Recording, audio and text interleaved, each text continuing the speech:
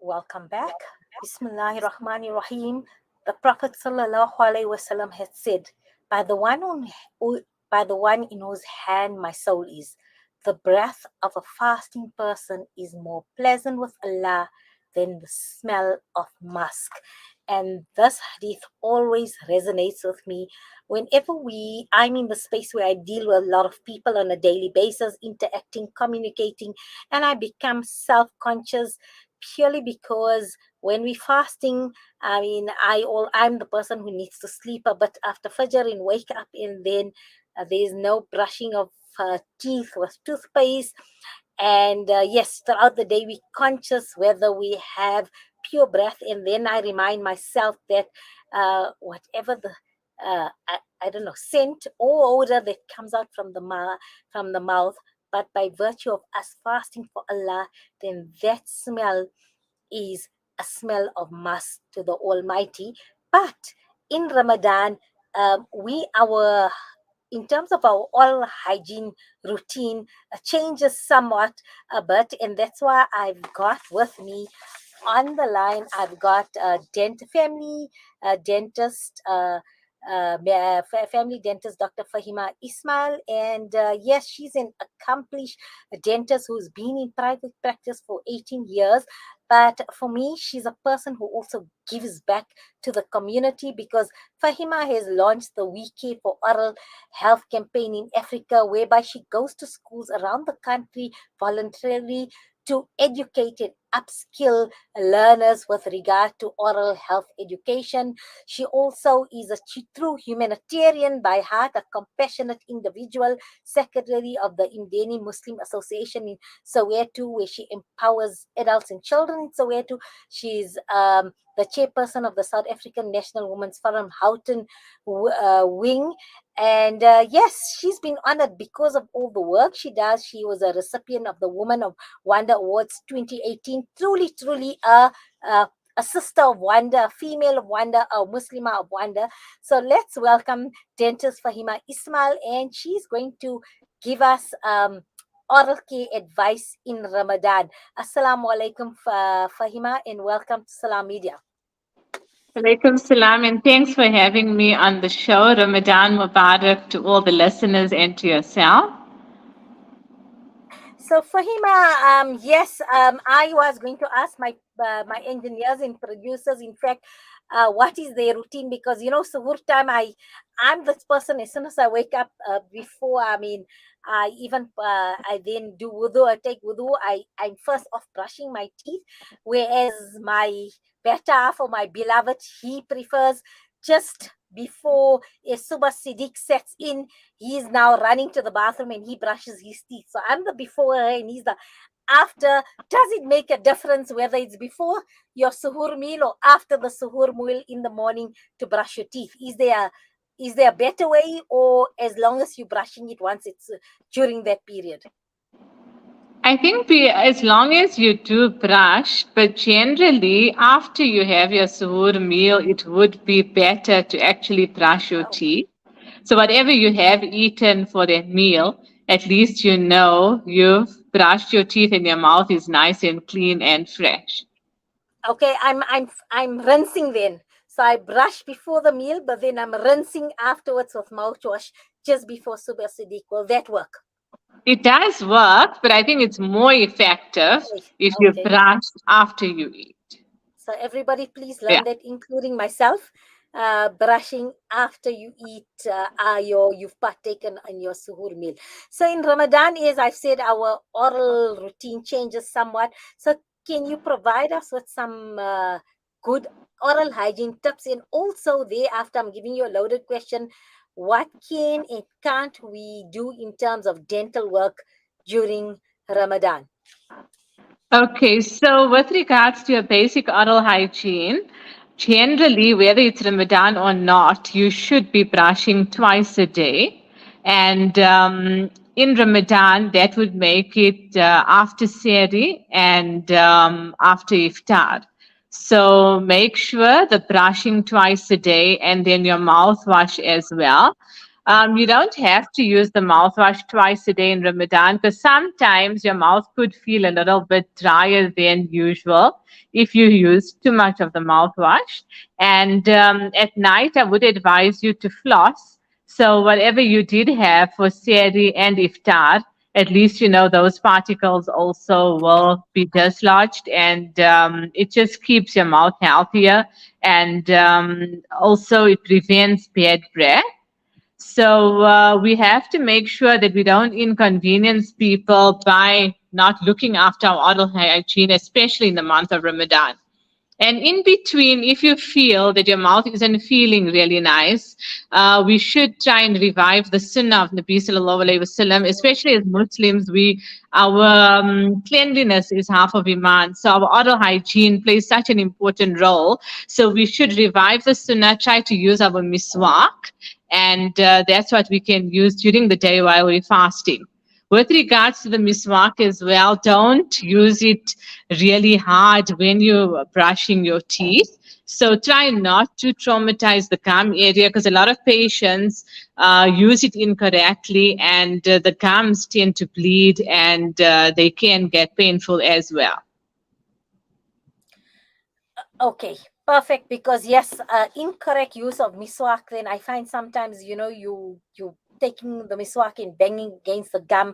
So that's important to note. And in terms of what dental procedures can be done without making your fast null and void during Okay, so in Ramadan, terms what of are dental those? procedures, a lot of Muslim patients think in Ramadan they can't come for dental treatment because their fast will break.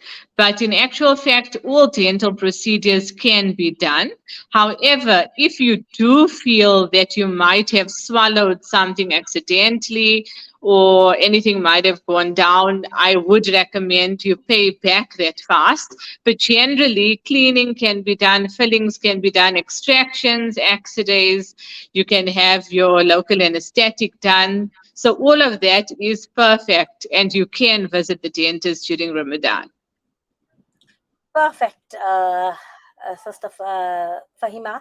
Now I want to focus because in Ramadan I like highlighting those sterling individuals that go the extra mile to serve the communities, to serve humanity. And Ramadan is a time where our meritorious and noble deeds are amplified. So for me, this serves as impetuous and motivation for others to, what, even if you're one female show, one man show, one female show, you can make a difference. You are dynamic, and a small action can multiply tenfold in terms of what you do in serving communities. So thus you've launched as your own as Dr. Dentist Faheema Ismail, that you didn't wait for to partner with maybe a oral hygiene company or a toothpaste company, and that Faheema went on the phone and then sought out partners to launch the We Care oral hygiene campaign in Africa, whereby you take time off voluntarily from your busy practice to go to schools and educate learners with regard to good oral hygiene and oral health education. Tell us about more. I see there the visuals coming up where you see smiley children. I think that is the take back for you, is when you see those smiles on the faces, because I know you very much for creating those smiles and getting the children smiling and feel comfortable with regard to oral care. Okay, so tell us a little bit more about this We Care for Oral Health campaign. Okay, so from a young age, I always got involved in community work, and my dad has a surgery in Soweto for the past 40 years. So we used to visit there regularly. And with my dental profession, I just thought, how can I incorporate the charity with my profession? And 2 years ago, I launched the We Care for Oral Health campaign in Africa during my spare time, but not even spare time. So even in the week while I'm busy with patients, I actually volunteer my time, and I get invited to schools across the country to educate and empower our youth and kids on oral hygiene. And for me, that's most rewarding for my profession. So I love bringing smiles to patients in my practice, but most importantly, when I go out to these schools, just to educate and see the smiles on their faces brings for me satisfaction. And that's where the We Care for Oral Health campaign came about. So I didn't even advertise it. I just, on my social media page, put a few pictures of my visits to various schools that I did go to. And shukr alhamdulillah, like this year alone, I was invited to 60 schools just in Gauteng to do oral health education. And Durban and Cape Town have invited me as well. So hopefully, if I have enough time, I can go there too. With regards to the elder children, the schools invite me for career guidance. And that also I enjoy doing because it just guides them in the right direction. And like you said, if you just make a difference in one child's life, for me, that means so much. So a lot of people I think oral hygiene isn't important, but just a simple thing like a toothbrush and toothpaste, which we take for granted. A lot of the rural schools that I've been to, you won't believe they can't even afford a toothbrush and a toothpaste. And they're actually sharing it amongst their family members, which for me is something which shouldn't be happening. Every person should be entitled to a toothbrush and toothpaste. So, unfortunately, I haven't had sufficient funds to provide for everybody toothbrushes and toothpaste.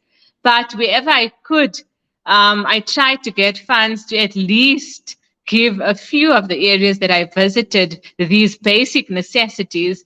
And just to see them receiving a toothbrush and toothpaste, it like really brought tears to my eyes because it's something which I took also for granted that every household has. But little did I know that a lot of the households can't even afford that. So, Sister Faheema, not only do we provide a platform for you here on Salam Media, but I'm giving you a commitment. If you can please get us a costing of appropriate toothpaste and toothbrush for the categories of learners that you're going visit, and what the costing is for the sets. And what I'm going to do is I'm going to try, I will put it on our social media pages with your contact details, and let's see that every school you visit, if we can see, especially in the under resourced areas or under resourced schools where it's a luxury for parents to purchase a toothbrush and a toothpaste for their children, that we can gift each child a toothbrush and a toothpaste. At least I know we say minimum 3 months, but let's see, maybe this thing, the toothbrush can go about 6 months here. So what we're going to do is we're going to get back with to Sister Faheema, Dentist Faheema Ismail, and see if we can get if we can get going. And let's see, all of you who are going to be watching this, please contribute. I will put up the details, and let's see if we can contribute and sort out a toothbrush and a toothpaste for that. And I Because if see we take it, mhm. sorry, like for example, sanitary wear, it affects females in our communities.